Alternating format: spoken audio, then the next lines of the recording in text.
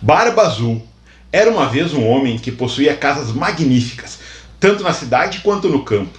Suas baixelas eram de ouro e prata, as cadeiras estofadas com peçarias, as carruagens recobertas de ouro. Mas, por desgraça, esse homem tinha também a barba azul. A barba o tornava tão feio e terrível que mulheres e moças fugiam quando batiam os olhos nele. Uma dama nobre que vivia nas suas vizinhanças tinha 2 filhas que eram verdadeiras beldades. O homem pediu a essa senhora a mão de uma de suas filhas e deixou que ela mesma escolhesse qual das 2 lhe daria.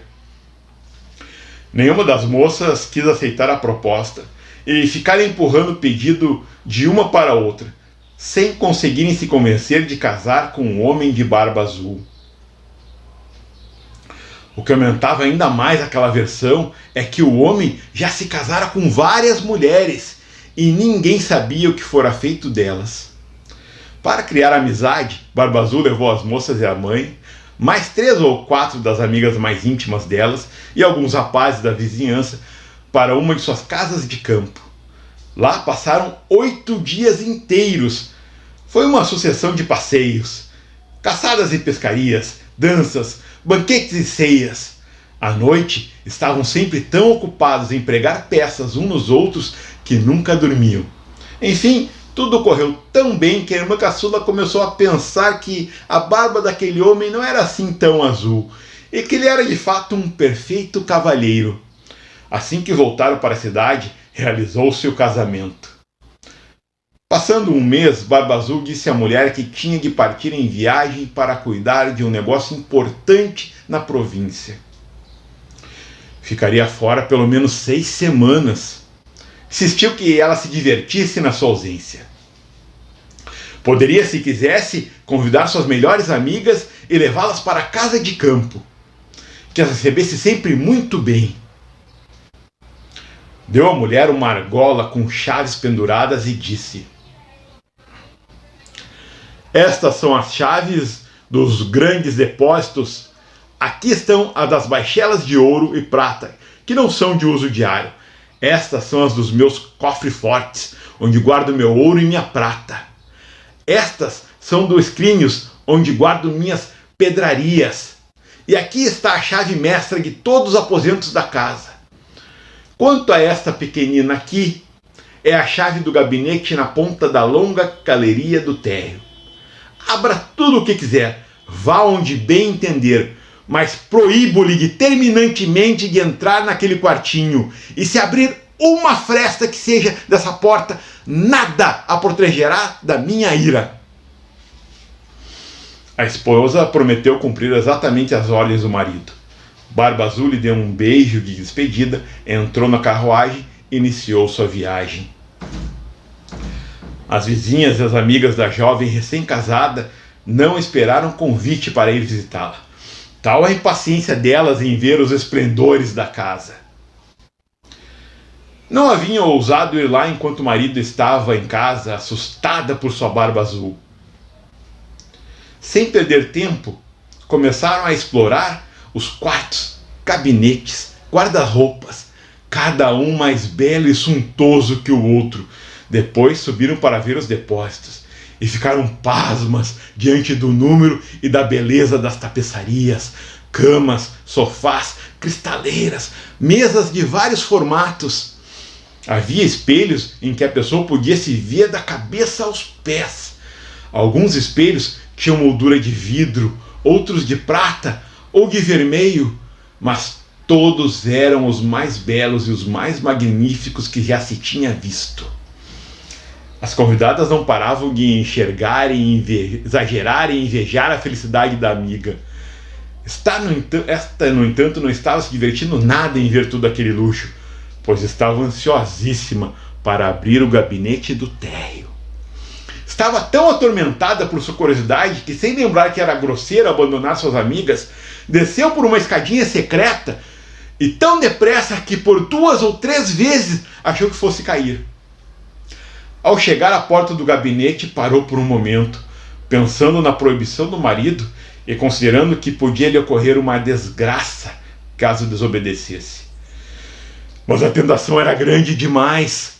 não pôde resistir a ela e, tremendo, pegou a chavezinha e abriu a porta. De início não conseguiu ver coisa alguma, pois as janelas estavam fechadas. Após alguns instantes, começou a perceber que o assoalho estava todo coberto de sangue coagulado e que naquele sangue se refletiam os cadáveres de várias mulheres mortas penduradas ao longo das paredes. Eram todas as mulheres que Barba Azul desposara e degolaram uma depois da outra. Pensou que ia morrer de pavor e, ao puxar a chave da fechadura, caiu de sua mão. Depois de respirar fundo, apanhou a chave, trancou a porta e subiu ao seu quarto para recobrar a calma. Mas seus nervos estavam em frangalhos. Não conseguiu se tranquilizar. Notando que a chave do gabinete estava manchada de sangue, esfregou-as 2 ou 3 vezes, mas o sangue não saiu. Tentou lavá-la e esfregá-la com areia e saibro também, mas o sangue não saía, pois a chave era encantada e não havia meio de remover aquela mancha. Quando se conseguia limpar o sangue de um lado da chave, ele reaparecia do outro. Barba Azul chegou de sua viagem naquela noite mesmo, dizendo que a caminho recebera cartas lhe informando que o negócio que exigira a sua presença fora concluído de maneira vantajosa para ele. Sua esposa fez tudo o que pôde para lhe demonstrar que estava radiante com seu rápido retorno. No dia seguinte, ele pediu as chaves de volta.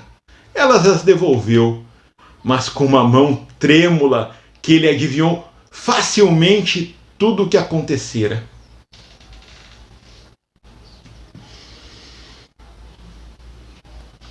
Por que a chave do gabinete não está com as outras chaves?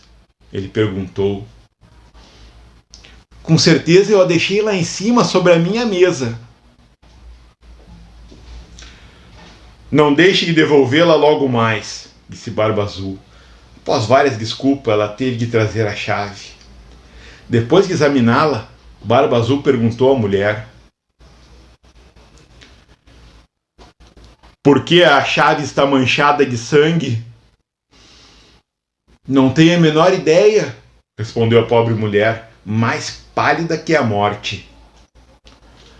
Não tem a menor ideia? Replicou Barba Azul. Mas eu tenho.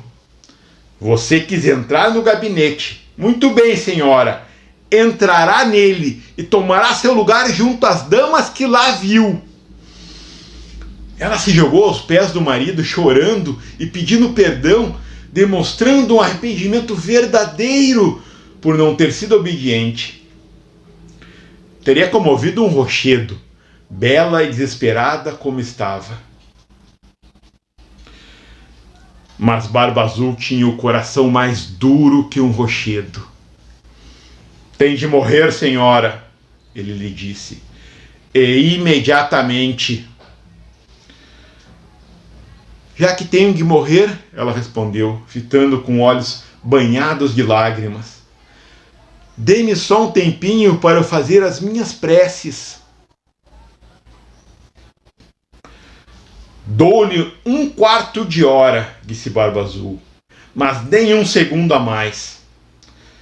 Quando ficou sozinha, ela chamou sua irmã e lhe disse: minha irmã Ana, pois era assim que ela se chamava, suba no alto da torre, eu lhe peço, veja se meus irmãos estão chegando.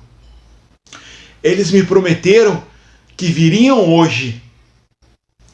Se os vir, faça-lhe sinais para que se apressem. A irmã Ana subiu ao alto da torre e de vez em quando a pobre desesperada gemia. Ana, minha irmã Ana, não está vendo chegar ninguém?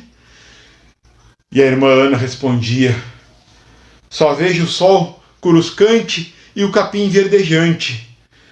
Então Barba Azul, com um grande cutelo na mão, gritou para a mulher a plenos pulmões: desça já, ou subirei aí! Um momento, senhor, por favor, a mulher lhe respondeu. e logo perguntou baixinho: Ana, minha irmã, não está vendo chegar ninguém? E a irmã Ana respondeu: só vejo o céu curuscante e o capim verdejante. Trate de descer depressa, gritou Barba Azul, ou subirei aí. Já vou, respondeu a mulher e implorou: Ana, minha irmã, não está vendo chegar ninguém? Estou vendo, ela respondeu, 2 cavaleiros que vêm para este lado, mas ainda estão muito longe. Deus seja louvado, ela exclamou um instante depois. São meus irmãos. Estou fazendo todos os sinais que posso para que se apressem. Barba Azul se pôs a gritar tão alto que a casa toda tremeu. A pobre mulher desceu e foi se jogar aos pés dele, debulhando-se em lágrimas, toda descabelada. Isso não adianta nada, disse Barba Azul. Você tem de morrer. Agarrando-a pelos cabelos com uma das mãos e com a outra erguendo o cutelo. No ar, estava pronto para lhe cortar a cabeça. A pobre mulher, voltando-se para ele com os olhos moribundos, suplicou que lhe desse um momento para se preparar.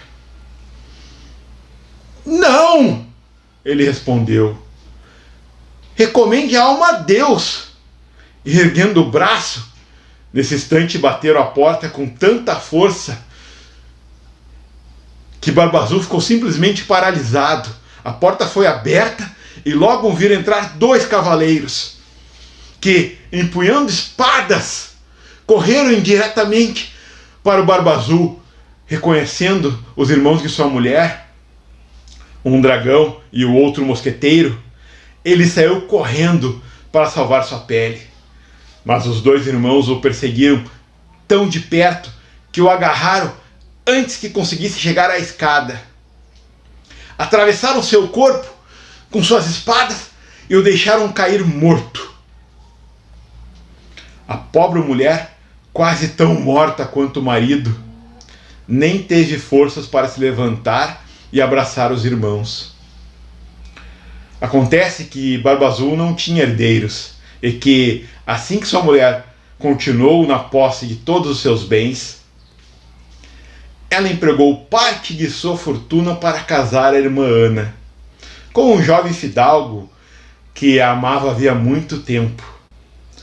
Outra parte na compra de patentes de capitão para seus 2 irmãos.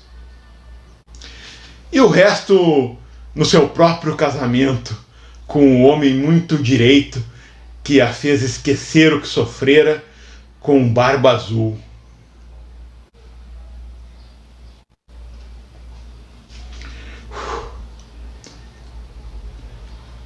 Moral: a curiosidade, apesar dos seus encantos, muitas vezes custa sentido os prantos.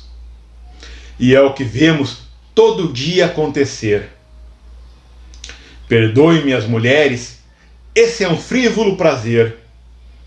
Assim que o temos, ele deixa de o ser. E é sempre muito caro de obter.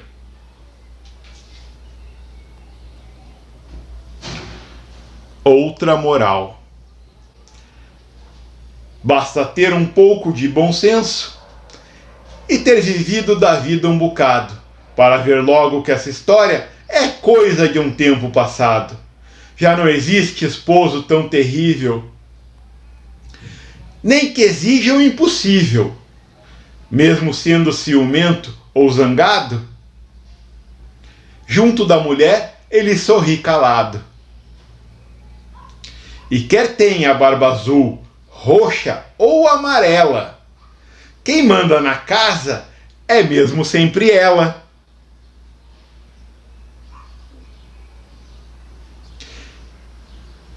Sim, as histórias são legais, as morais é que eu pouco entendo. Vermeil, essa palavra estava lá no meio do texto, quando ele está falando sobre bachelas e vermelho é uma liga de ouro e prata, ou dito uma prata dourada, ou seja, mais barata que ouro, mas mais cara do que a prata. Entre as duas, acho que eu nunca vi um vermelho na vida. Tá bom? Muito obrigado. Logo teremos mais histórias.